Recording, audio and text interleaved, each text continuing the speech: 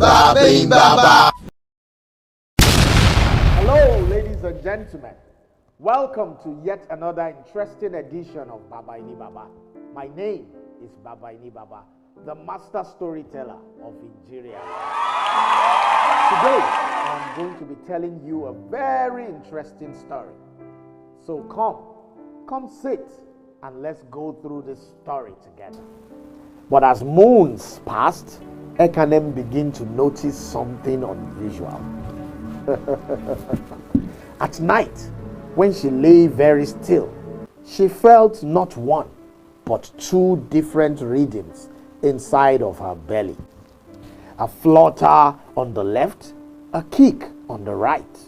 Sometimes it seems as if two tiny dancers were moving within her womb. A suspicion dawned on Ekanem, one she could hardly admit, even to herself. Could she be carrying twins?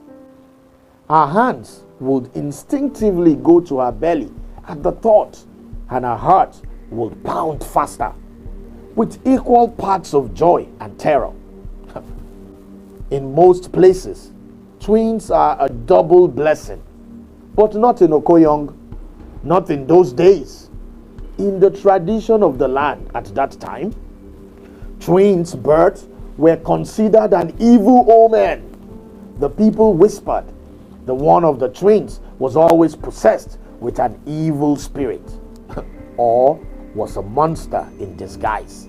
They feared that allowing both to live amongst the people will bring ruin to the village. It was a dark stain on every culture, a poisonous root fed by fear. Many a mother had wept as her newborns were torn from her, one or both of them left to die in the forest to appease the angry gods, as they say. It was an abominable taboo. The elders said, their faces green. Thus, as Ekanem felt the possibility of two lives within her, a cold fear gripped her heart.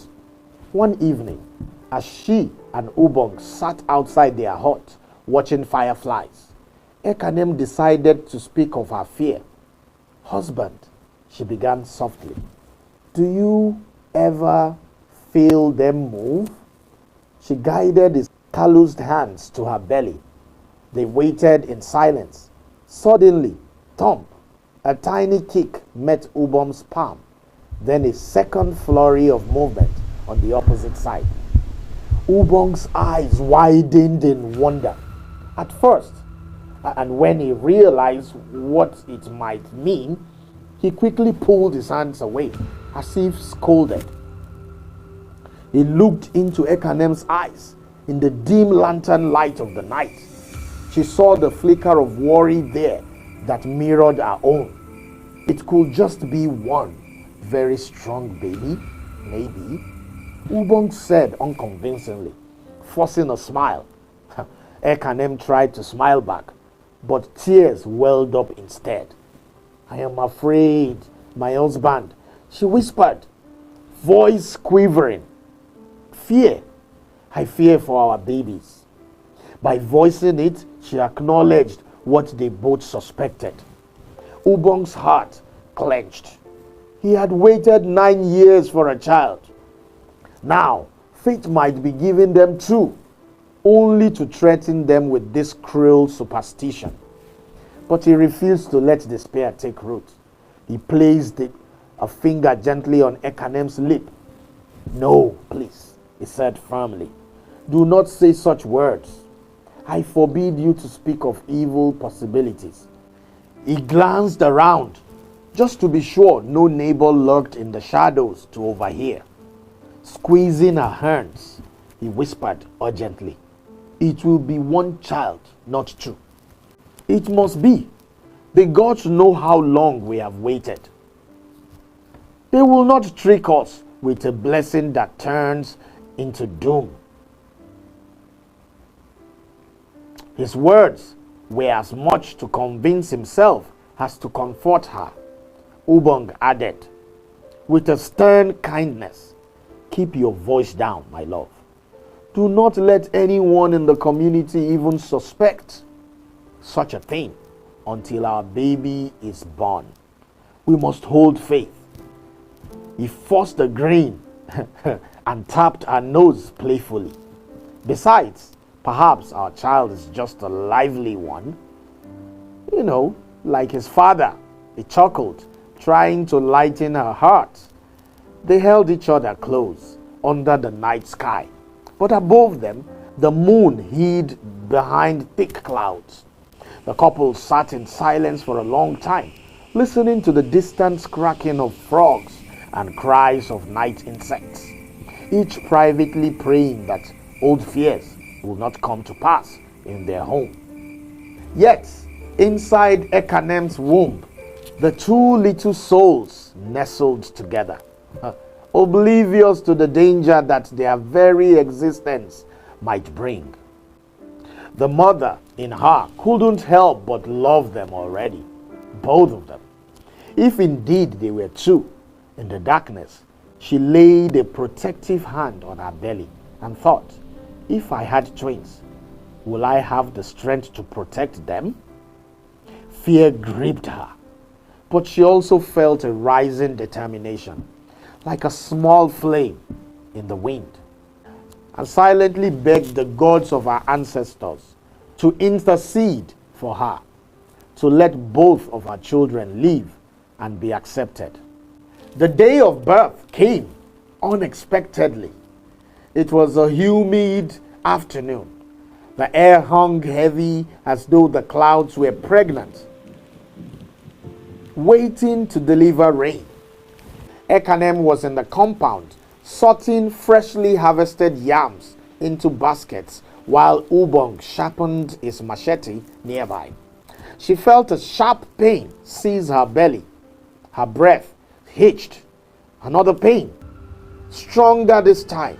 It was as if a tight belt had clinched around her middle. The baby was coming, perhaps a little early but full of life. Ekanem dropped a yam and clutched her abdomen. Ubong, it's time! She managed to gasp before a wave of pain took her voice. Ubong leaped into action. His heart pounded wildly with a mix of excitement and fear. The baby is coming? Oh my God! Somebody help! He shouted towards the nearest cluster of huts. Soon, a flurry of activity ensued. The village midwives, experienced women with gentle but firm hands, were summoned. Neighbors gathered to offer assistance or simply to wait and pray. Ubong's elderly mother, who lived in a nearby village, had arrived a week earlier to support her son's wife, and she gently took charge, organizing water to be heated and clean linens to be prepared. They helped Ekanem into the hut, laying her on a mat strewn with clean banana leaves, as was custom for birthing. The room was dim, lit by a single lantern that cast long shadows on the mud walls. Ubong tried to follow inside, but his mother gently pushed him out. You men are always panicking and bringing bad luck in the birthing room. Go and wait outside, she teased him with a small smile. In truth, tradition kept husbands away during childbirth. So, Ubong joined the men waiting anxiously under the udala tree just outside the compound. Inside the hut, Ekanem fought with all of her strength to bring her child forth. The midwives encouraged her, wiping her sweaty brow with a cool cloth.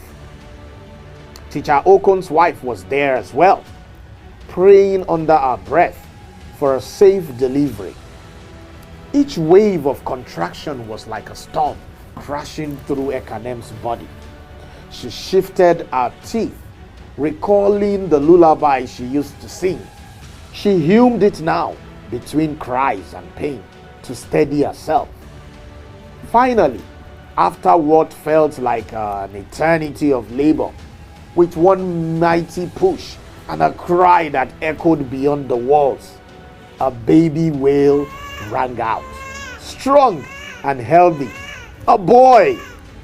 The head midwife exclaimed with joy, lifting the new boy for a brief moment into the lamplight. A robust, squalling baby boy. Ekanem's heart flooded with undescribable happiness and relief. The women quickly tended to the child, cutting the cord and wrapping him in a soft cloth. They laid the baby on Ekanem's chest. Tears of joy streamed down her face as she felt his warmth and heart and heard his tiny cries. "My son, my beautiful son," she whispered. Outside, Ubong heard the newborn's cry and nearly jumped for joy. A son, after all these years? He clenched his fist and looked up into the sky, whispering thanks to the gods. Through the door, one midwife poked her head and shouted to the waiting men, "Ubong, you have a son! Mother and child are fine." A cheer went up from those gathered outside. Ubong was beside himself with happiness.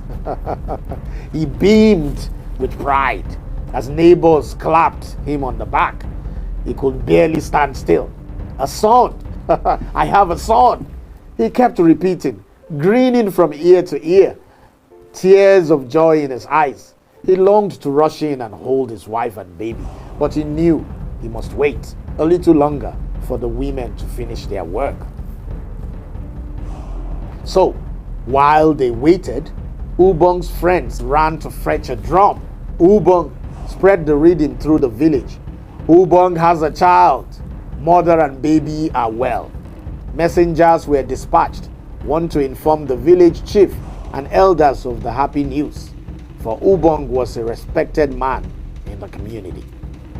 And another was sent to find Teacher Okon, who was at the school, and Mary Slezer, the missionary in a nearby mission house, who had taken an interest in the welfare of local women and children. People knew the white woman would want to know what Ekanem had delivered safely. She had met Ekanem once at market and kindly promised to visit once the baby arrived. Back inside, Ekanem was exhausted but blissfully cradling a son who sucked softly at her breasts. The midwives cleaned up quietly, exchanging smiles. But just as they began to relax, Ekanem suddenly tensed again. A sharp cramp gripped her abdomen. Another contraction. Her eyes widened in panic. "Something is still there," she gasped. The midwives exchanged glances, knowing glances that quickly turned to worry. One felt Ekanem's still swollen belly. Indeed, it felt as another child remained inside. The room, once full of joy, grew tense. Outside, Ubong was in the middle of accepting congratulations when he heard a piercing scream from Ekanem. His heart lurched. The laughter died down as everyone's eyes turned to the hurt. The midwife's face reappeared at the door, her expression urgent. "Mother Okon, come quickly. There is another baby," she eased at Teacher Okon's wife, who had stepped outside. A hush fell over the onlookers. "Another baby?" The whisper spread through the small crowd. "Another baby? Could it be twins?" The words hung in the air like a death sentence. Ubong, overhearing, felt as if the ground beneath him swayed. Twins! In an instant, the joy that filled his soul evaporated, replaced by dread colder than harmattan wind. Inside the hut, chaos and miracle intertwined. Ekanem bore down once more with whatever strength remained inside of her. The midwives encouraged her firmly. "Push, Ekanem, push. One more." One more. Ekanem felt herself drift between walls, pain and exhaustion, threatening to overwhelm her. But then, as if in a dream, she heard the thin cry of a second baby. And the midwife's voice, "It's a girl!" A tiny baby girl had entered the world, sleeping out right after her brother. She was smaller but alive and wailing with surprising vigor. The midwives quickly wrapped the twin girl and laid her next to her brother. Ekanem looked down at the two infants now nestled against her, a son on one side and a daughter on the other. Two perfectly formed babies. I am going to take a break here on this very interesting story. Join us on the next episode for another concluding part of this story of Ubong and Ekanem. I'll tell you how the story evolved, but I don't want to let the cat out of the bags yet. Until the next time, when I bring you the concluding part of this story, my name remains Babaenibaba, the master storyteller of Ingeria land. I'll see you on the next episode. Bye for now.